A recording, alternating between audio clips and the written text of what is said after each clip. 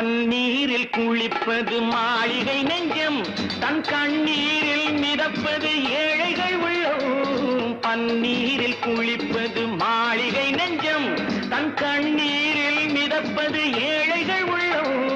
படைத்தான் ஒரு உலகம், பணம் தான் அதன் உருவம், எதுவும் இதில் அடக்கம். இது ஏன் என்று எதிர்காலம் விடை கூறட்டும்.